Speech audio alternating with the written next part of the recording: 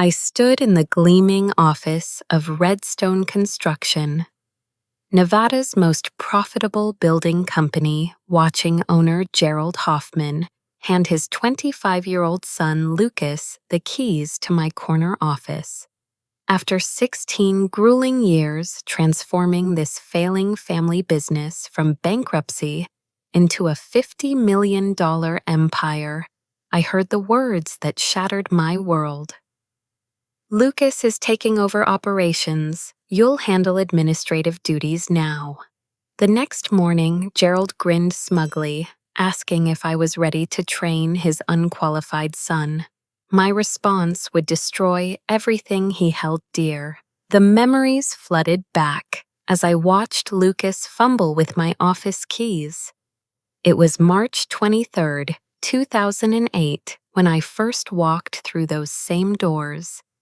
As a 26-year-old architecture graduate from the University of Nevada, Gerald Hoffman looked desperate than his construction company drowning in debt, hemorrhaging contracts, and bearing a reputation destroyed by years of shoddy workmanship under his father's outdated management style. Back then, Redstone Construction occupied a cramped warehouse on the outskirts of Henderson, Nevada.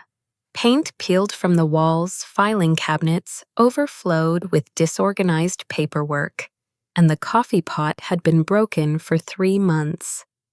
Gerald hired me as junior project manager because I was the only qualified candidate willing to work for the measly $32,000 salary he offered. The company's financial situation was catastrophic. They owed suppliers over $200,000, had lost their insurance coverage due to safety violations, and faced potential bankruptcy within 6 months. Gerald's previous project manager had quit without notice, taking 2 major clients with him to a competing firm. The remaining staff consisted of 3 aging construction workers, a part-time bookkeeper who came in twice weekly, and Gerald himself, who spent most days chain-smoking cigarettes while staring at unpaid invoices. I quickly realized the fundamental problems plaguing Redstone went far beyond simple cash flow issues. The company operated without any systematic approach to project management, quality control, or client relations. Blueprints were stored in cardboard boxes, supplier contracts existed only as handwritten notes, and scheduling was done on a wall calendar with a red marker. Workers showed up when they felt like it. Materials arrived late or not at all, and projects consistently ran months behind schedule. During my first week, I implemented a digital project management system using software I had learned about during my architecture studies. I created detailed timelines for each ongoing project, established quality checkpoints at critical construction phases, and developed standardized communication protocols between our crews and subcontractors. Gerald watched skeptically as I reorganized the entire filing system, computerized the inventory tracking, and instituted daily progress reports. My breakthrough came during the Henderson Community Center project bid process. The City Planning Committee had rejected Redstone's previous 3 proposals due to poor presentation quality and unrealistic timelines.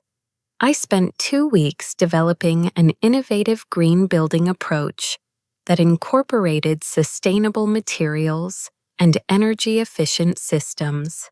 My detailed proposal included precise cost breakdowns, realistic completion schedules, and comprehensive environmental impact assessments. When we won the Henderson contract, Gerald's entire demeanor changed. For the first time since I started working there, he smiled genuinely and shook my hand with actual enthusiasm. Michaela, hisse. Ayom Hatihim said, "You might just save this company." The project's success attracted attention from other municipal clients, and within 6 months, Redstone had secured 3 additional contracts worth over $1 million combined. I recruited talented professionals who shared my commitment to excellence. Danny Rodriguez joined us as head foreman after leaving a larger construction firm that undervalued his expertise in steel frame construction. Sarah Walsh became our supplier coordinator, bringing her exceptional organizational skills, and established relationships with quality vendors throughout Nevada. Tom Bradley, a brilliant civil engineer whose scattered work habits had hindered his career advancement elsewhere, flourished under the structured environment I created for managing his innovative designs. The personal cost of rebuilding Redstone was enormous. I worked 18-hour days regularly, arriving at construction sites before dawn and staying in the office until midnight, reviewing blueprints and scheduling adjustments. Weekends disappeared into site inspections and client meetings. I missed my sister Amanda's wedding because of an emergency foundation issue on the community center project. My social life vanished completely as I poured every ounce of energy into transforming Gerald's failing business. Gerald made promises during those early years that kept me motivated through the exhaustion and sacrifice. "You're like family to me, Michaela," he would say during our weekly progress meetings. "This company will always have a place for you. When Redstone becomes successful, you'll be right there beside me enjoying the rewards." His words felt sincere then, and I believed we were building something together that would provide security and recognition for both of us. The transformation became complete when we finished the Henderson Community Center 3 weeks ahead of schedule and $15,000 under budget. The grand opening ceremony featured prominently in local newspapers, and the Nevada Construction Board invited Gerald to speak at their annual conference about innovative project management techniques. I watched proudly from the audience as he described the systematic approach that had revolutionized Redstone's operations. But my pride turned to shock when I read the industry magazine article published 2 weeks later. The piece titled "Gerald Hoffman's Revolutionary Vision Transforms Family Construction Business" credited Gerald entirely for the innovative approaches I had developed. According to the article, I was merely an exceptional employee who skillfully implemented Mr. Hoffman's visionary strategies. The writer described how Gerald had personally designed the green building systems and project management protocols that had become Redstone's signature advantages. I confronted Gerald about the article during our next meeting, expecting him to clarify the misattribution with the magazine's editors. Instead, he shrugged dismissively and explained that publicity needs to focus on company leadership to build client confidence. He assured me that my contributions were absolutely valued internally, but suggested that external recognition should highlight his role as founder and chief executive.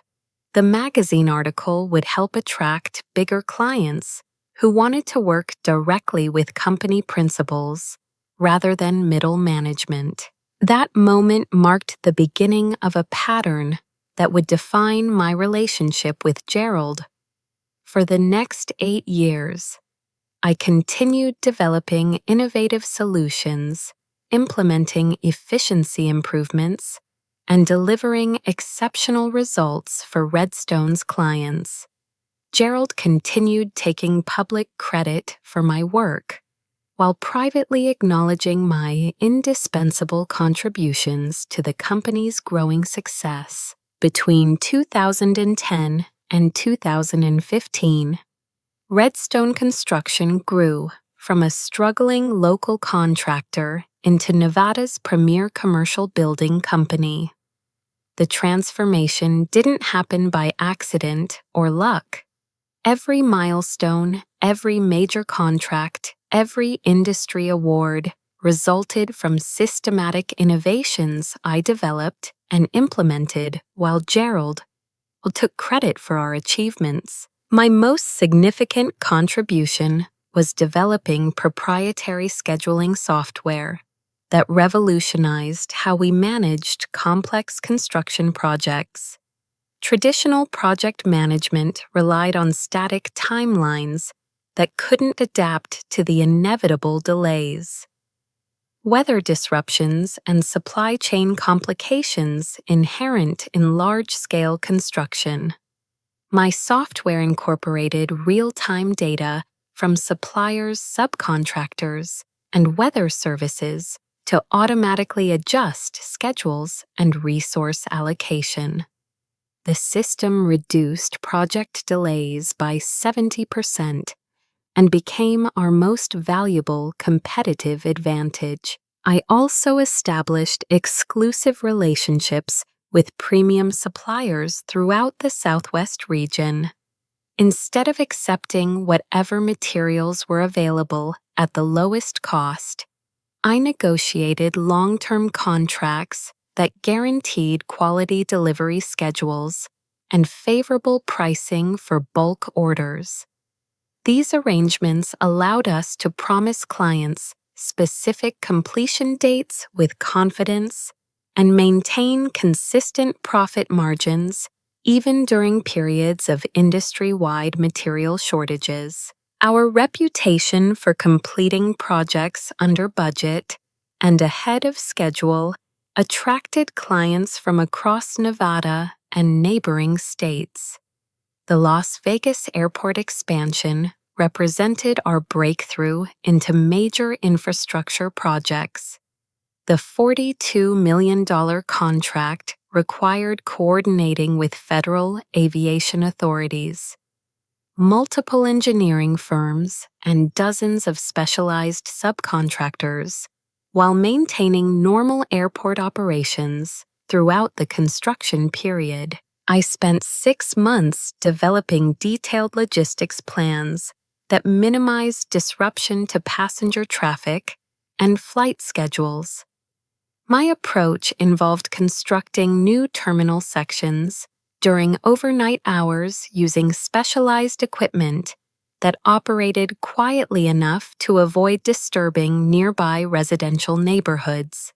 The project finished 2 months ahead of schedule, earning Redstone a $5 million performance bonus and establishing our reputation with government agencies. The Reno Medical Complex project pushed our capabilities even further. The $68 million contract involved building a state-of-the-art hospital facility with specialized requirements for surgical suites, imaging equipment, and emergency services. I coordinated with medical equipment manufacturers to ensure structural support for heavy machinery, designed electrical systems capable of handling sophisticated diagnostic equipment, and implemented air filtration systems that exceeded hospital industry standards. During the medical complex construction, I also managed the University of Nevada engineering building project simultaneously. The university's Dean of Engineering specifically requested that I oversee the project after reviewing our work on the Henderson Community Center. Balancing 2 major projects required developing new delegation systems and communication protocols that kept both teams informed about resource allocation and timeline adjustments. Gerald began including his son Lucas in our meetings during the university project's final phase. Lucas had just returned from college with a business administration degree, but zero experience in construction or project management. Gerald introduced him as someone who would be learning the family business from our top professionals. I initially assumed this meant Lucas would start in an entry-level position and gradually work his way up through different departments. Lucas appeared genuinely interested in understanding our operations during those early meetings. He asked thoughtful questions about budgeting processes, supplier relationships, and quality control procedures. I appreciated his curiosity and spent extra time explaining how our various systems worked together to deliver exceptional results for clients. Gerald encouraged these interactions, suggesting that Lucas could benefit enormously from learning my systematic approach to project management. The warning signs became apparent during the university building's dedication ceremony. Gerald invited major clients, city officials, and industry leaders to celebrate the project's completion. During his speech, he announced that Lucas will be learning the family business from our top project manager while gesturing toward me.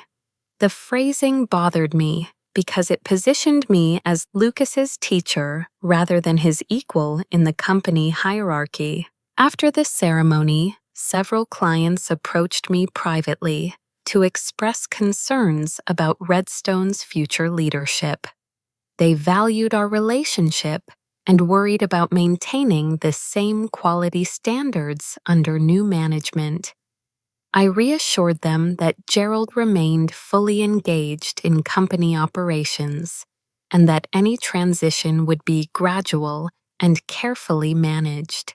But privately, I began documenting my contributions more carefully. I created detailed records of my innovations, client relationships, and project achievements. Something about Gerald's behavior during the dedication ceremony made me realize that my professional security might not be as solid as I had assumed. I started making backup copies of important files and maintaining personal contact information for key suppliers and subcontractors. The personal cost of building Redstone's empire had taken a devastating toll on my health and relationships. I suffered from chronic insomnia due to stress and consumed dangerous amounts of caffeine to maintain my punishing work schedule. My sister Amanda expressed concern about my weight loss and suggested I take a vacation, but I couldn't risk leaving important projects under Gerald's direct supervision. The company's success depended on my constant attention to details that no one else fully understood. My relationship with Amanda became increasingly strained as I missed family gatherings, postponed visits, and canceled plans due to work emergencies. She accused me of prioritizing Gerald's company over my own family, and I struggled to explain why Redstone felt like my life's work, rather than just a job. I had invested everything into building something remarkable, and walking away felt impossible despite the growing warning signs about my future there. Revenue growth reflected the empire we had built together. When I started at Redstone, the company generated approximately $3 million annually. By 2015, our annual revenue reached $52 million, making us one of Nevada's largest construction companies. Industry publications featured Redstone in articles about successful family businesses, and Gerald was invited to speak at conferences throughout the country. The irony was that Gerald genuinely believed he deserved credit for our success. During private conversations, he would describe his vision for transforming Redstone and his leadership in developing our innovative approaches. He had convinced himself that providing general direction was equivalent to creating specific solutions. I realized that he had rewritten history in his own mind, casting himself as the strategic genius behind every improvement I had actually designed and implemented. The university engineering building dedication ceremony represented the peak of Redstone's success and the beginning of the end of my time there. Standing in the completed building surrounded by clients and colleagues who praised our exceptional work, I felt simultaneously proud of our achievements and increasingly concerned about my future role in the company I had built. Lucas Hoffman's first official day at Redstone Construction arrived with all the subtlety of a bulldozer driving through a library. He strutted into the office, wearing a $1,500 charcoal suit, gold cufflinks, and Italian leather shoes that had never touched a construction site. His confidence radiated from every gesture as he surveyed the operation I had spent 8 years perfecting. Clearly believing his business degree qualified him to modernize systems that generated $52 million annually. Gerald had scheduled a department meeting to introduce Lucas as Vice President of Project Development, newly created position that placed him directly above my role as Operations Manager. During the meeting, Lucas delivered a presentation about implementing 21st century business practices and streamlining outdated procedures to increase efficiency. He spoke about construction as if it were abstract number manipulation rather than complex coordination of materials, labor, and engineering expertise. The disaster began immediately with the Henderson Shopping Plaza project. Lucas confidently overrode my material orders, claiming that cost optimization required purchasing cheaper concrete from a different supplier. He dismissed my concerns about quality specifications, insisting that concrete is concrete, and accusing me of having vendor loyalty bias that prevented objective decision-making. When the inferior concrete failed compression tests during the foundation pour, we faced an $80,000 cost to demolish the work and start over with proper materials. Gerald defended Lucas's mistake as a learning experience and praised his cost-conscious thinking while quietly approving the budget increase needed to fix the problem. I worked overtime for 2 weeks coordinating the demolition disposal and replacement concrete delivery, while Lucas attended networking events and business development meetings that produced no actual contracts. The safety violations came next. Lucas approved a subcontractor for electrical work based solely on their low bid, ignoring my warnings about their lack of proper licensing and insurance coverage.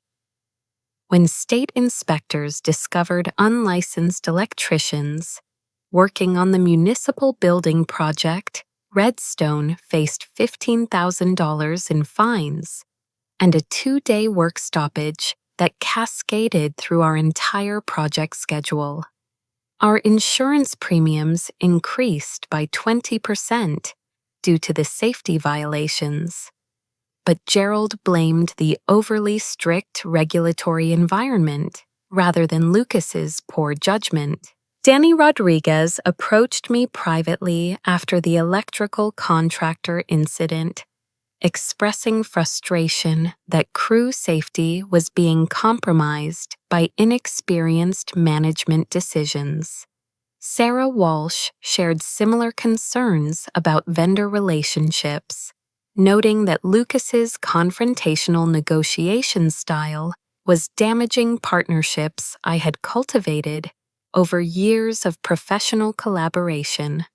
Tom Bradley confided that Lucas had questioned his engineering calculations during a project meeting, suggesting simpler solutions for complex structural requirements. The most infuriating aspect was watching Lucas take credit for successful project completions, while I worked frantically to prevent his mistakes from deriving our reputation.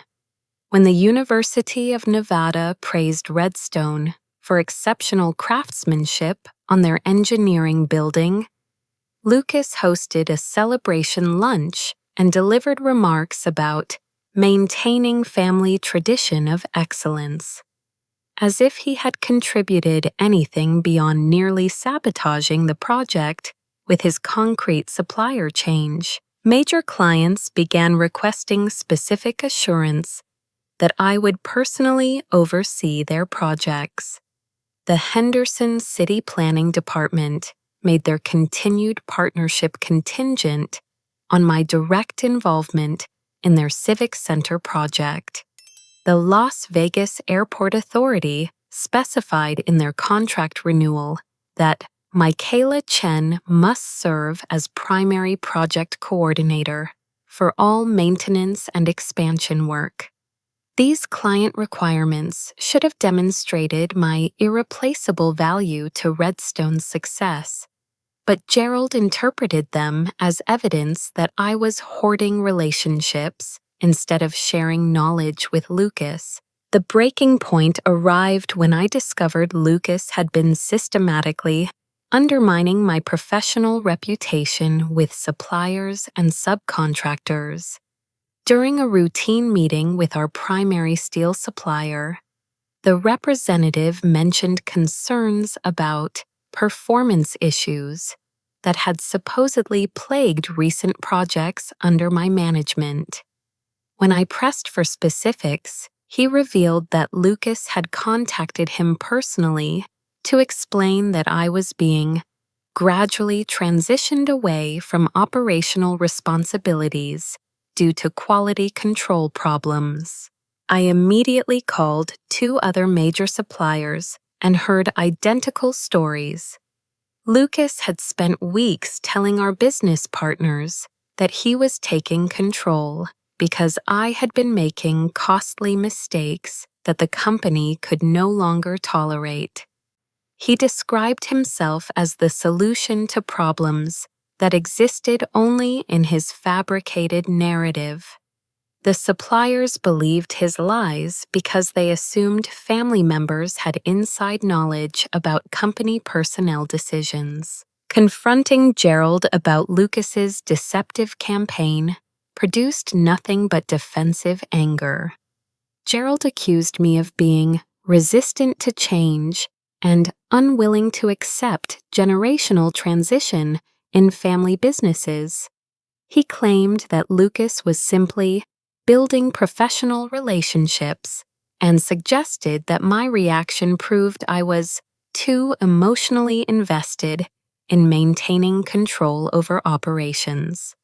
When I presented specific examples of Lucas's mistakes and their financial consequences, Gerald dismissed them as growing wisdom that would disappear with more experience. The staff exodus began quietly as experienced professionals recognized the deteriorating situation. Our best project supervisor accepted a position with a competing firm, citing concerns about company direction. 2 skilled framers left for better opportunities rather than work under Lucas's chaotic management style.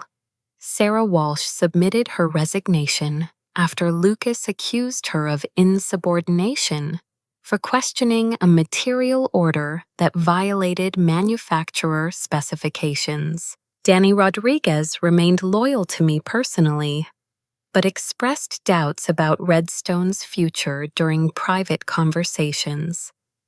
Tom Bradley updated his resume and began interviewing with other engineering firms. The institutional knowledge and professional relationships that formed Redstone's competitive advantage were dissolving as Lucas alienated the people who actually understood construction. The final humiliation occurred during the all-hands meeting, where Gerald officially announced Lucas's promotion to Vice President of Operations. My 16 years of building Redstone from bankruptcy to industry leadership had earned me the new title of Administrative Director, which Gerald described as focusing on paperwork and regulatory compliance. Lucas would handle all client relationships, project oversight, and strategic planning, while I managed filing systems and permit applications. I watched Lucas move my awards certifications and project photos from the corner office to a storage closet. The Nevada Constructor of the Year award I had earned through innovative safety protocols, joined boxes of outdated equipment manuals.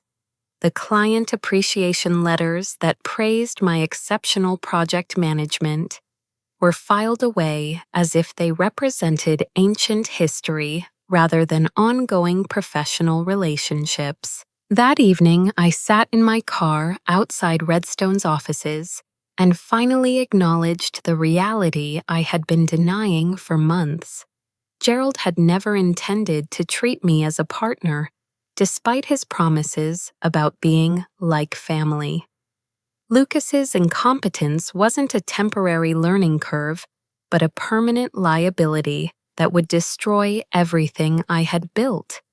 My choice was clear: accept diminishment into irrelevance, or walk away from 16 years of my life's work. The decision felt devastating and liberating simultaneously. I had poured everything into making Gerald successful, and he was discarding me to accommodate his unqualified son. But staying meant watching my professional reputation crumble under Lucas's mismanagement, while Gerald blamed me for problems I couldn't prevent. I deserved better than becoming a scapegoat for family dynasty fantasies that ignored merit, competence, and basic respect. The transition meeting was scheduled for 8:30 on a gray Tuesday morning in November. Gerald had spent the previous week crafting what he called a comprehensive handover timeline that would officially transfer all operational responsibilities from me to Lucas over a 2-week period.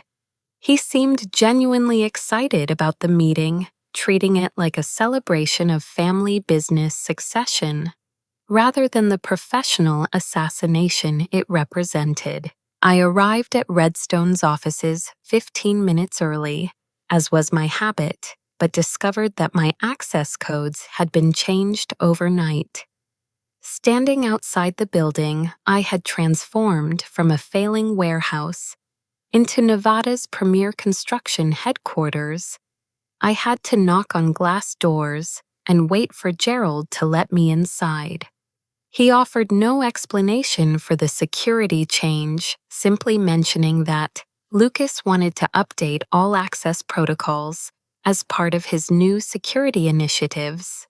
My corner office had been completely emptied during the weekend. The desk where I had designed project management systems that revolutionized our industry sat bare except for a single cardboard box containing personal items someone had hastily collected. My nameplate was gone, replaced by a temporary paper sign reading L. Hoffman, VP Operations. The walls that once displayed my professional certifications and project achievement photos now held Lucas's college diploma and a motivational poster about leadership through innovation. The conference room buzzed with uncomfortable tension as department heads filed in for the transition meeting. Danny Rodriguez avoided eye contact, clearly dreading the formal ceremony that would place him under Lucas's supervision. Sarah Walsh had already submitted her resignation, but agreed to attend this final meeting. Tom Bradley fidgeted with his coffee cup and stared out the window at construction sites we had successfully completed together. Gerald entered wearing his best suit and carrying a leather portfolio filled with transition documents he had prepared without consulting me. Lucas followed behind, radiating confidence and wearing another expensive outfit, completely inappropriate for construction work. He had styled his hair differently and walked with exaggerated authority, like an actor playing the role of successful executive. The meeting began with Gerald's speech about exciting changes and Busnew's leadership energy that would propel Redstone to even greater success. He described Lucas as home, bringing fresh perspective and modern business practices to complement the solid foundation that existing staff had established. Gerald's enthusiasm felt forced, as if he were trying to convince himself as much as the audience that this transition made sense. Lucas delivered his own presentation about efficiency improvements and cost reduction strategies he planned to implement immediately. He spoke about eliminating some redundant processes and outdated procedures that prevented Redstone from achieving its full potential. Every suggestion revealed his fundamental ignorance about construction project management. But Gerald nodded approvingly throughout the presentation, as if Lucas were sharing profound insights. The handover timeline Gerald unveiled was breathtakingly presumptuous. During week 1, I would provide Lucas with complete client contact information, supplier agreements, and project documentation. Week 2 involved shadowing Lucas during client meetings and contractor coordination sessions to ensure smooth knowledge transfer. By the 3rd week, Lucas would assume full operational control while I transitioned to non-system administrative support functions. Gerald presented this timeline as if it were a generous transition period rather than an insulting demand that I spend 2 weeks training my replacement before accepting demotion to clerical work. He seemed genuinely surprised when I didn't express gratitude for the opportunity to help Lucas succeed in the role I had effectively been performing for 8 years. The moment of truth arrived when Gerald closed his portfolio and looked directly at me with his most patronizing smile. "So, Michaela," he said, "are you ready to train Lucas properly and help him understand everything you've been doing here?" His tone suggested that my cooperation was a foregone conclusion, that any reasonable employee would be grateful to participate in such an orderly succession process. The conference room fell completely silent. Danny Rodriguez stopped fidgeting. Sarah Walsh looked up from her resignation letter. Tom Bradley turned away from the window to focus on my response. Lucas leaned back in his chair with smug anticipation, clearly expecting me to meekly accept my diminished role and begin the training process immediately. I let the silence stretch for several seconds before responding with perfect clarity. "No, I'm not training anyone. I'm leaving." Gerald's confident smile disappeared instantly, replaced by confused shock. His mouth opened and closed several times before he managed to stammer, I'm sorry, what did you say? He had so thoroughly convinced himself that I would accept this arrangement that my refusal seemed to short-circuit his ability to process the situation. Lucas's reaction was immediate and predictable. His face flushed red with anger as he demanded, "Who do you think you are? This is a family business, and families make decisions together. You don't get to just refuse reasonable requests from company leadership." His voice rose with each word, revealing the entitled petulance beneath his business school facade. I stood up slowly and addressed the room with calm professionalism. "I've spent 16 years building this company, from bankruptcy to industry leadership. I've missed family events, sacrificed my health, and poured everything into making Redstone successful. I've earned respect through results, not birthright." I looked directly at Gerald as I continued, "But respect clearly isn't available here anymore." The department heads exchanged worried glances as the reality of my departure sank in. Danny Rodriguez understood that losing me meant losing his most supportive advocate and knowledgeable supervisor. Tom Bradley realized that Lucas would never appreciate his engineering expertise or provide the structured support that had allowed him to flourish. Even Sarah Walsh looked concerned despite having already submitted her resignation. Gerald scrambled to regain control of the situation, suddenly recognizing that his transition plan was collapsing. "Now wait a minute, Michaela. Let's discuss this rationally. We can adjust the timeline, maybe provide additional compensation for the training period. We value your contributions and want to find a solution that works for everyone." His desperate tone revealed the panic he was trying to hide. Gerald finally understood that his empire depended on knowledge and relationships that existed in my head rather than in any manual or database. Lucas possessed neither the technical expertise nor the professional connections necessary to maintain Redstone's competitive advantages. Without my cooperation, the transition would fail catastrophically. But it was too late for negotiations or compromises. I had endured months of systematic disrespect, watched Lucas undermine my reputation, and witnessed Gerald's complete indifference to merit-based leadership. The time for rational discussion had passed when they changed my access codes and emptied my office without consultation.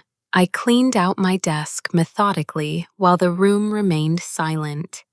Personal photos went into my briefcase, along with copies of professional certifications that belonged to me rather than the company. Gerald hovered nearby, alternately trying to convince me to reconsider and threatening unspecified consequences if I abandoned my responsibilities. During such a critical transition period, the final moment came when I handed over my company phone building access badge and company credit card. Gerald accepted them with shaking hands, still unable to comprehend that I was actually leaving. Lucas maintained his defiant posture, but looked increasingly uncertain as he realized the magnitude of knowledge walking out the door with me. I addressed the room one last time before leaving. "I've loved working with all of you and building something remarkable together. I wish you success in whatever comes next." Then I walked out of Redstone Construction forever, leaving behind 16 years of my professional life, and Gerald's desperate calls for me to think about this decision more carefully. The phone calls began before I reached my car. Henderson City Planning wanted to confirm rumors that I was leaving Redstone, expressing immediate concern about their upcoming civic center project. 3 major subcontractors called within an hour, asking if the stories were true and what it meant for ongoing contracts. By the end of the day, Gerald had left 4 increasingly frantic voicemails, begging me to return for just a brief transition period to ensure project continuity. But I was done with Gerald's panic and Lucas's incompetence. After 16 years of building someone else's dream, it was time to build my own. The destruction of Redstone Construction began within hours of my departure and accelerated with breathtaking speed over the following weeks.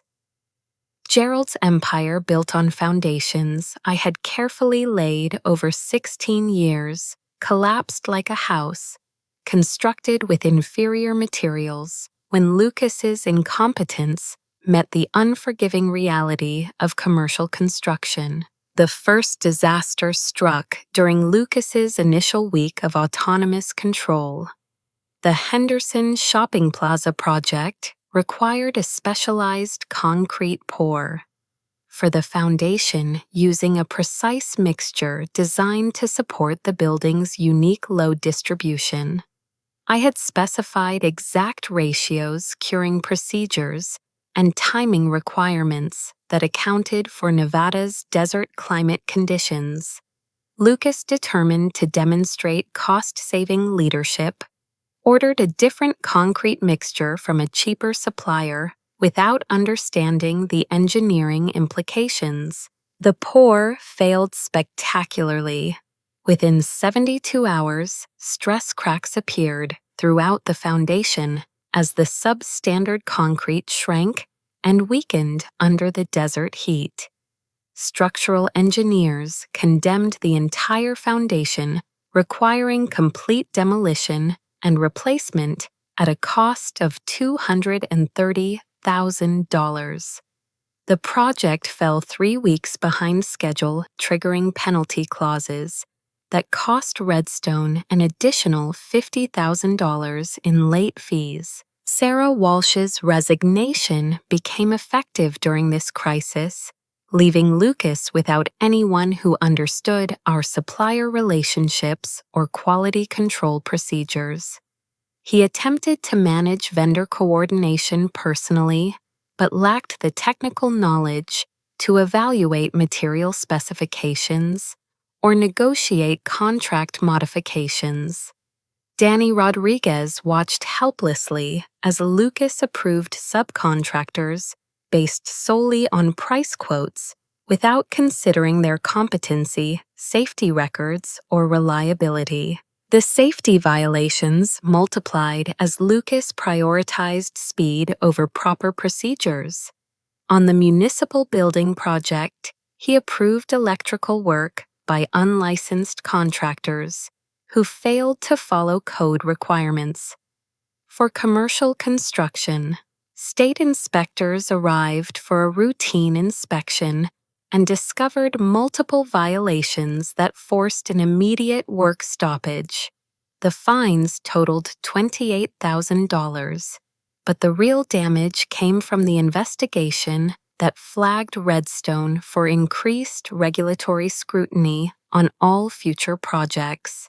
Tom Bradley submitted his resignation after Lucas questioned his structural calculations during a project meeting, suggesting that simpler engineering solutions would reduce costs.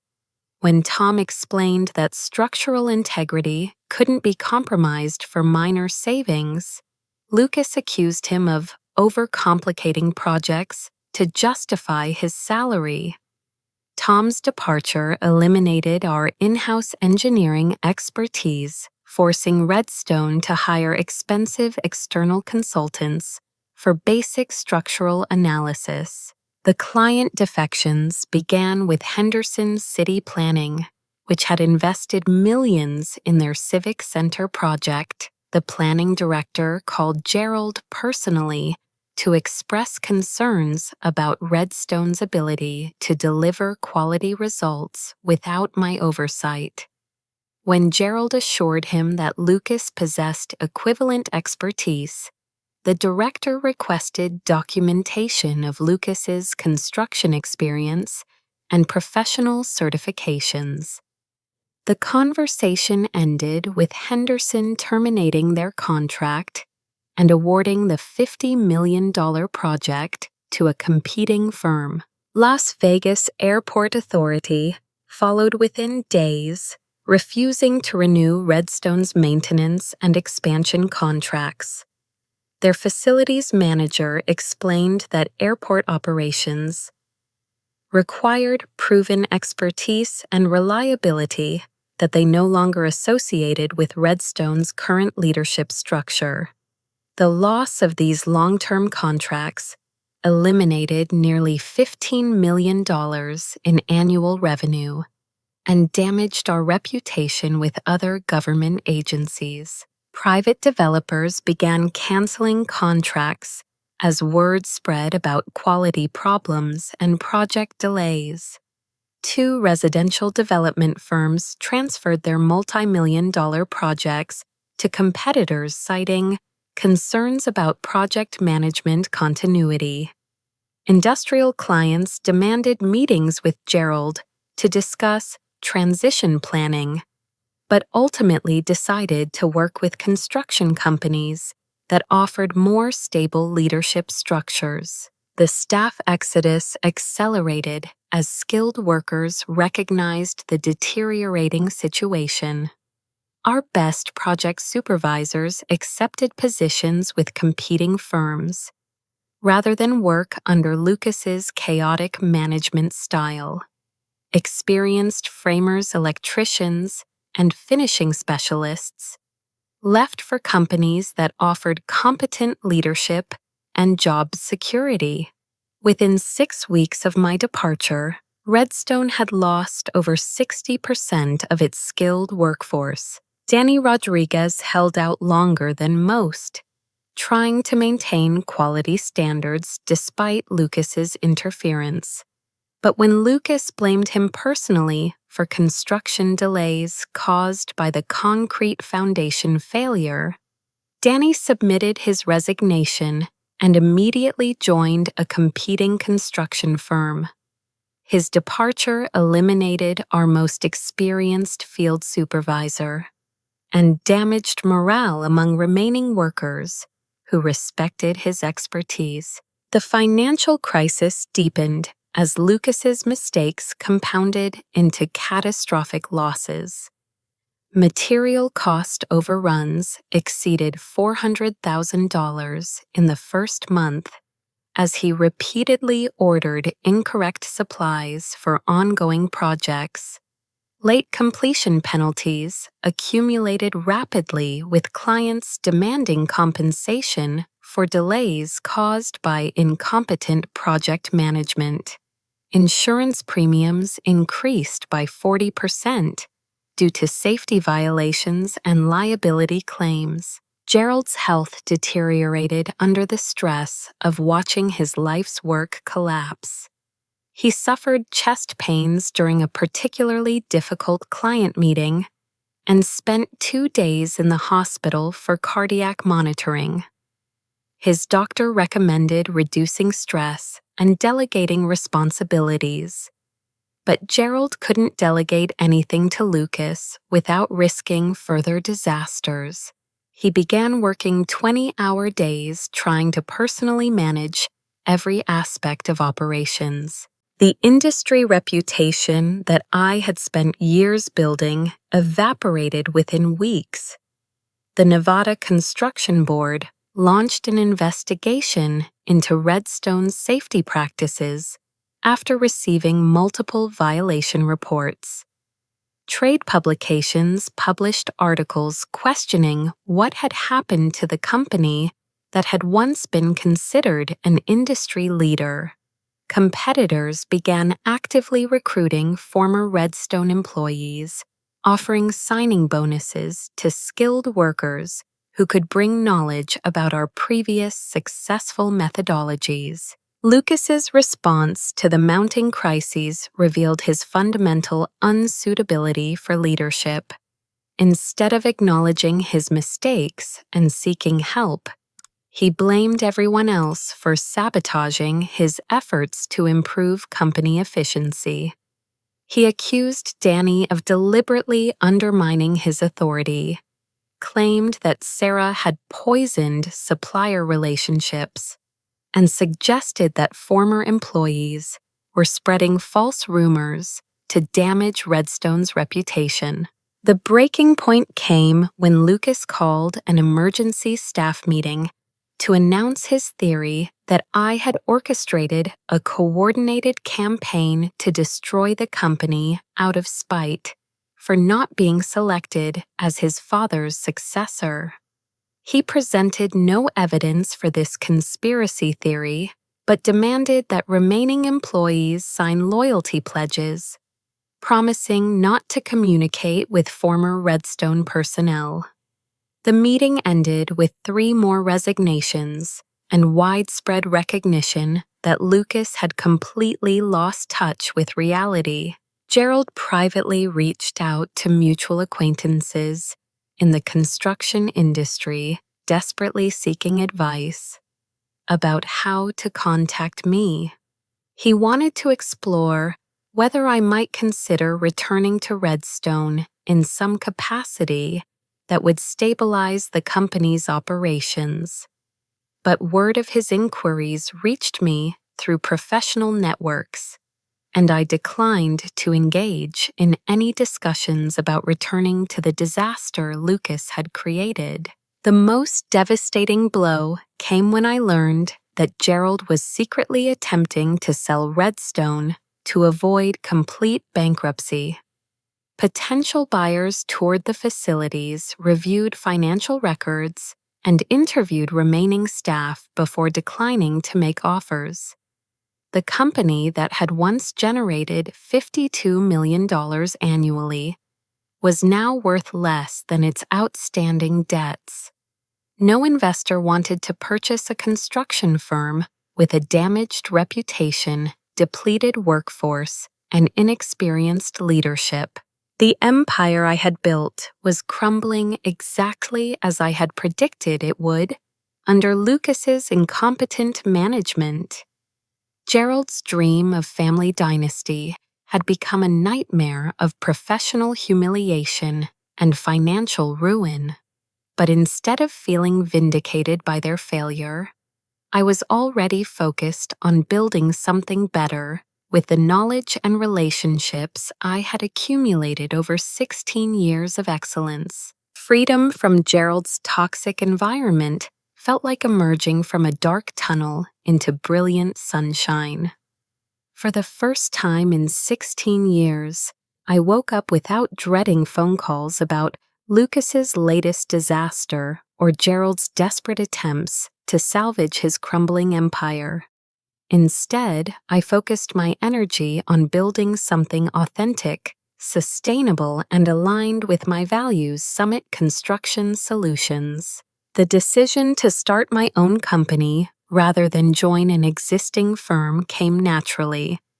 Multiple construction companies had offered me executive positions with generous compensation packages. Recognizing my proven track record and industry reputation, but accepting employment elsewhere meant working within someone else's vision and potentially facing similar betrayals in the future. I possessed the expertise, relationships, and financial resources necessary to create exactly the kind of company I had always envisioned. Danny Rodriguez became my first official hire. Accepting the position of operations manager with enthusiasm that had been absent during his final weeks at Redstone. Our conversation about Summit's founding principles lasted 3 hours, covering everything from worker safety protocols to client relationship management. Danny shared ideas he had developed during years of watching Lucas make preventable mistakes, and I realized that losing access to his practical wisdom had been one of Gerald's most costly oversights. Sarah Walsh joined Summit as Procurement and Vendor Relations Director, bringing her extensive network of supplier contacts and deep understanding of material quality standards. Her resignation from Redstone had been motivated partly by Lucas's disrespectful treatment, but primarily by her recognition that the company was abandoning the excellence that had made our partnership successful. Sarah's expertise in negotiating favorable terms while maintaining quality requirements would be crucial for Summit's competitive positioning. Tom Bradley's recruitment required more delicate negotiation because he had already committed to another engineering firm after leaving Redstone. However, when I described Summit's approach to supporting creative problem-solving within structured project frameworks, he requested release from his other commitment to join us as chief engineer. Tom's brilliant but scattered approach to complex structural challenges had flourished under the organized environment I created at Redstone, and he was eager to continue that collaboration. The Henderson Civic Center project became Summit Construction's first major contract through a sequence of events that felt like professional vindication. When Henderson terminated their agreement with Redstone, the city planning director contacted me directly to discuss whether my new company might be interested in submitting a proposal. He explained that the planning committee had specifically valued my personal oversight of previous municipal projects and wanted to continue that relationship. My proposal for the Civic Center incorporated advanced project management technologies and sustainable building practices that represented evolution beyond what I had accomplished at Redstone.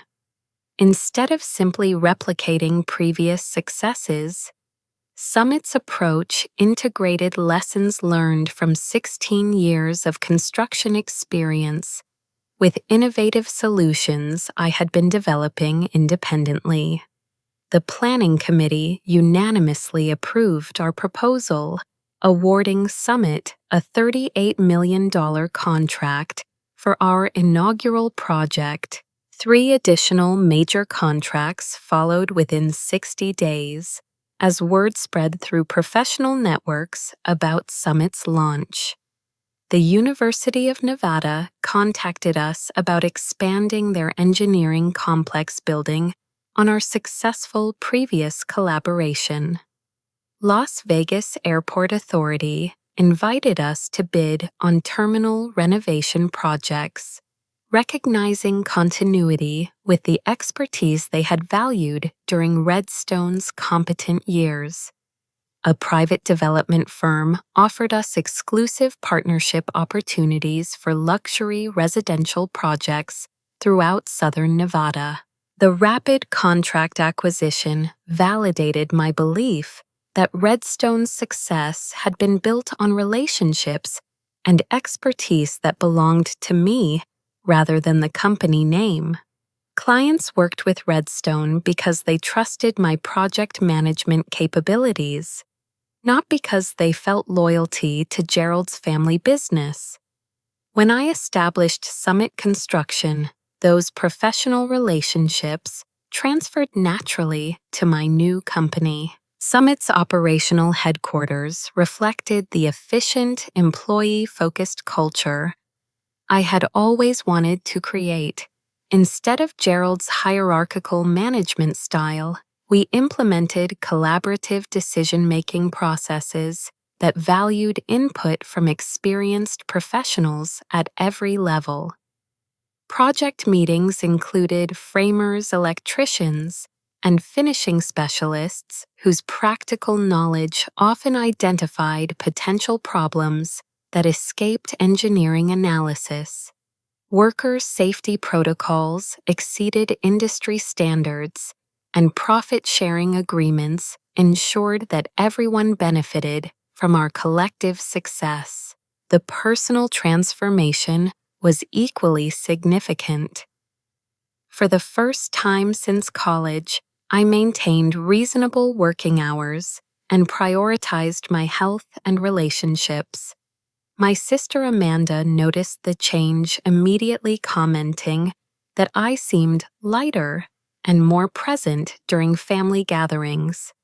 I began dating David Chen, an architect whose collaborative approach to design perfectly complemented my systematic project management style. Industry recognition came swiftly as construction trade publications featured articles about Summit's innovative approaches to sustainable building and worker development.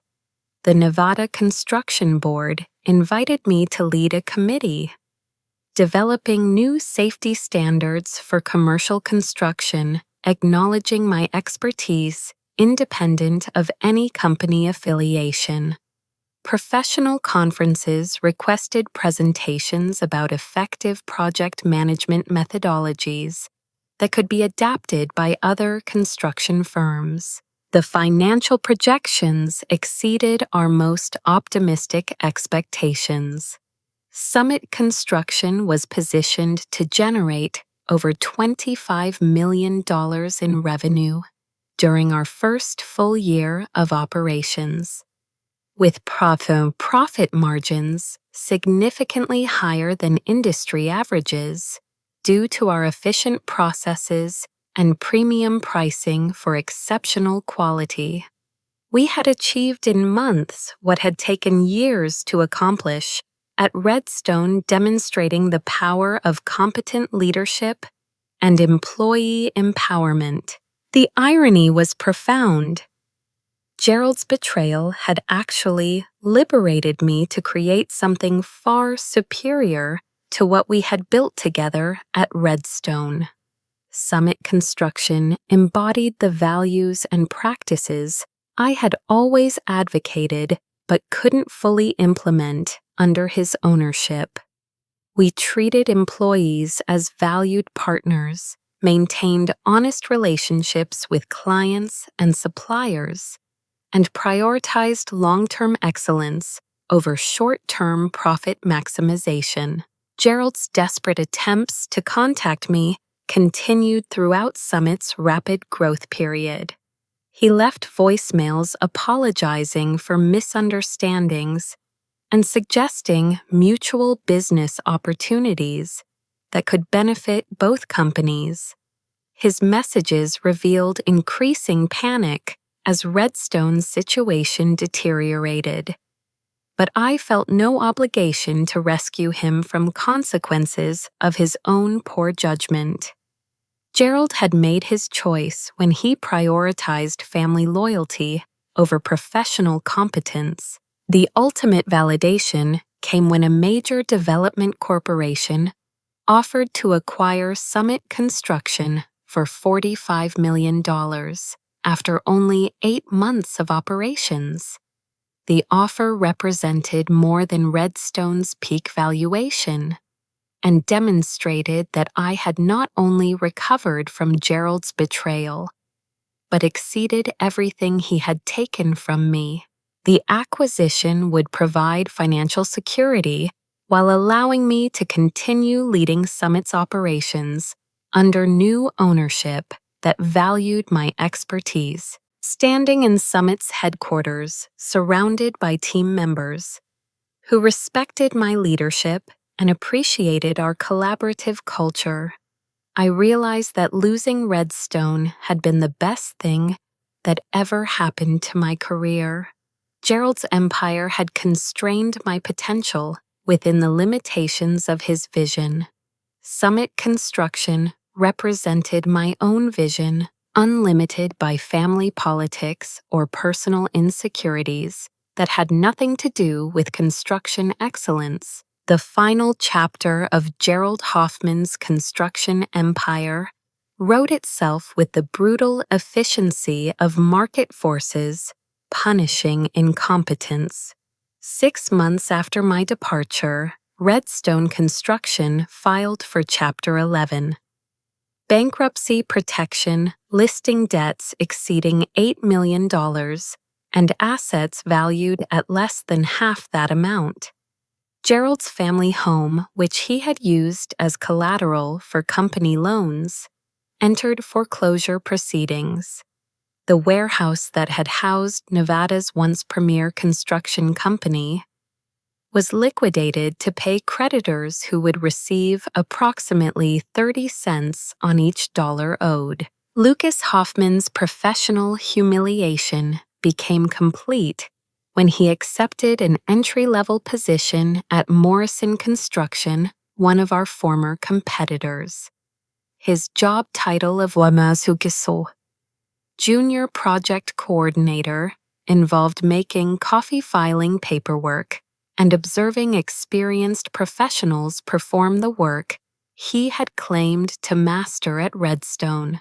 His new supervisor was Danny Rodriguez, who treated Lucas with professional courtesy, but no special consideration for his previous executive pretensions. The poetic justice was that Lucas finally received the education Gerald should have provided years earlier.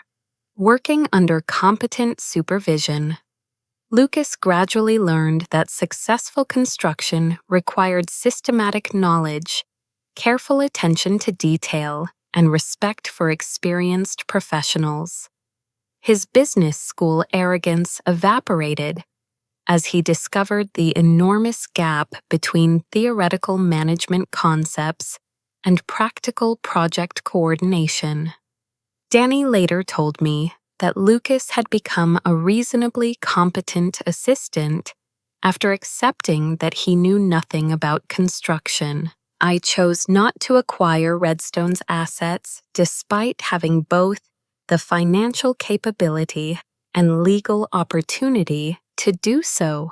Summit Construction was thriving independently, and I felt no desire for revenge beyond the natural consequences Gerald and Lucas had brought upon themselves.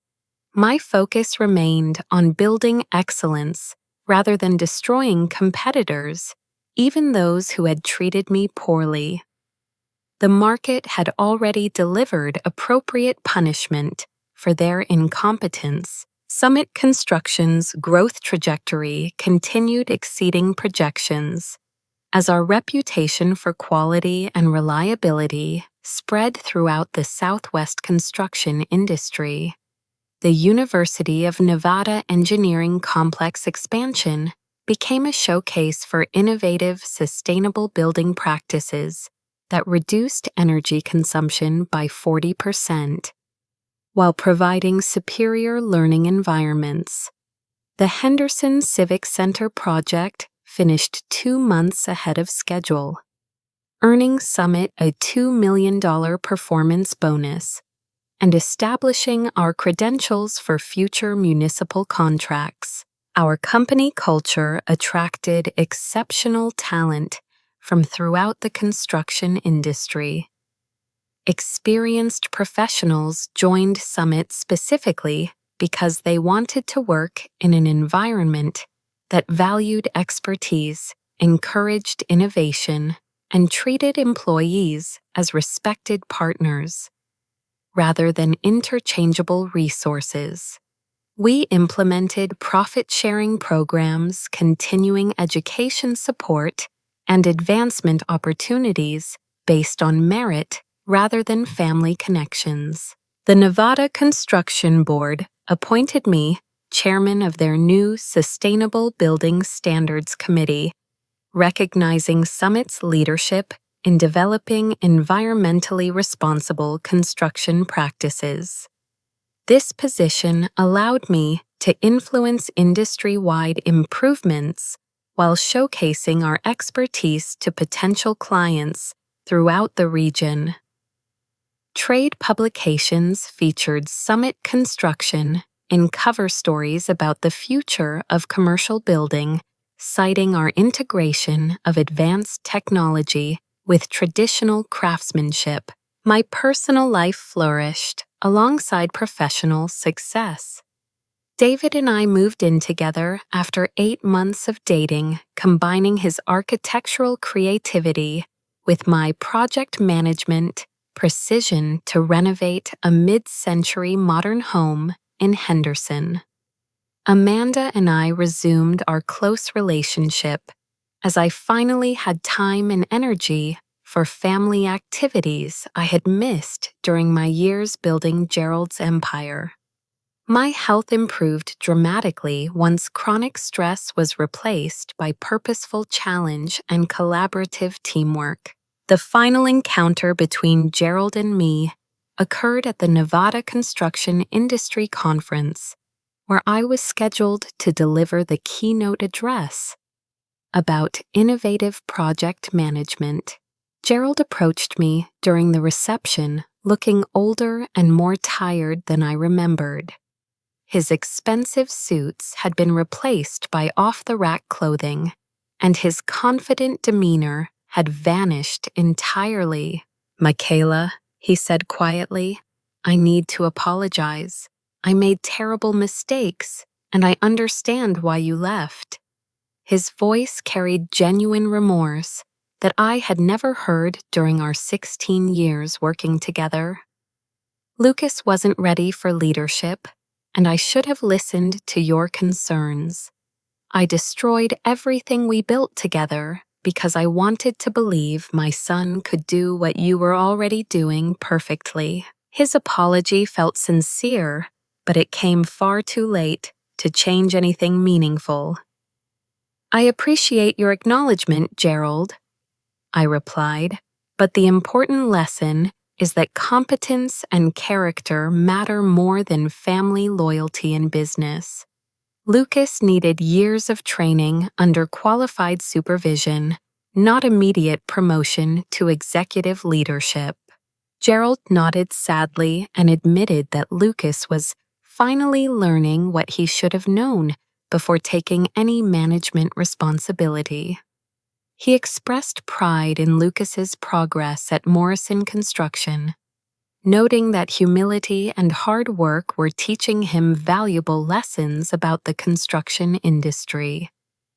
"Maybe this failure will make him a better person eventually," Gerald said. Our conversation remained civil but distant. Gerald asked about Summit Construction's success, and I briefly described our growth and industry recognition without dwelling on details that might feel like gloating. He seemed genuinely happy about my achievements, perhaps recognizing that my success validated the contributions he had failed to appreciate at Redstone. The keynote address that evening drew a standing ovation from 300 construction industry professionals. My presentation about building excellence through employee empowerment shared lessons learned from both successful collaboration and destructive workplace dynamics. The audience responded enthusiastically to ideas about treating skilled workers as valued partners and basing advancement decisions on merit rather than personal relationships. During the question and answer session, a young project manager asked how to maintain professional standards when working under incompetent leadership. My response drew from hard-earned wisdom. Your professional integrity belongs to you regardless of your employer's values. Document your work. Maintain industry relationships, and remember that competent professionals are always in demand. Never let someone else's poor judgment diminish your self-worth or compromise your standards. The University of Nevada invited me to speak at their graduation ceremony the following spring, sharing my story with architecture and engineering students entering the construction industry. Standing at the podium where I had once sat as a nervous graduate, I reflected on the journey from Gerald's failing warehouse to Summit Construction's headquarters. The key lesson I wanted to share was simple but powerful. Success isn't about being indispensable to someone else's vision. It's about having the courage to pursue your own when you're not valued for who you truly are. Summit Construction's headquarters now employs over 80 professionals working on projects throughout Nevada, Arizona, and California. Our innovative approaches to sustainable building and worker development have been adopted by construction firms across the country. The company that began as my response to Gerald's betrayal has become a model for ethical business practices and employee empowerment in an industry often characterized by exploitation and corner cutting. Looking back, I realized that Gerald's decision to replace me with Lucas was the catalyst for achievements that never would have been possible under his ownership. Redstone Construction had been his vision constrained by his limitations and compromised by his values. Summit Construction embodies my vision unlimited by family politics or personal insecurities that have nothing to do with construction excellence. The young woman who walked into Gerald's failing warehouse 16 years ago believed that hard work and competence would be automatically recognized and rewarded. Experience taught me that respect must be demanded, not simply earned through exceptional performance. Building someone else's dream is worthwhile only when they value your contributions and treat you as an equal partner rather than a convenient tool. Today, Summit Construction stands as proof that competence, integrity, and courage create opportunities that no betrayal can destroy. Gerald and Lucas learned that family loyalty cannot substitute for professional expertise.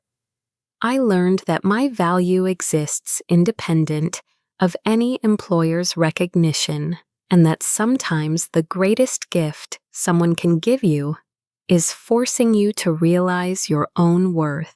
Have you ever found yourself in a situation where your hard work and dedication were taken for granted?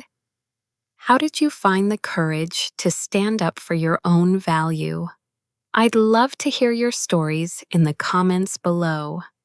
If this story resonated with you, please like this video. Subscribe for more content about workplace dynamics and professional growth, and share it with anyone who might need encouragement to pursue their own path. Thank you for listening, and remember that your expertise and integrity are assets that belong to you no matter where your journey takes you. Here's to building something better than what others tried to take away.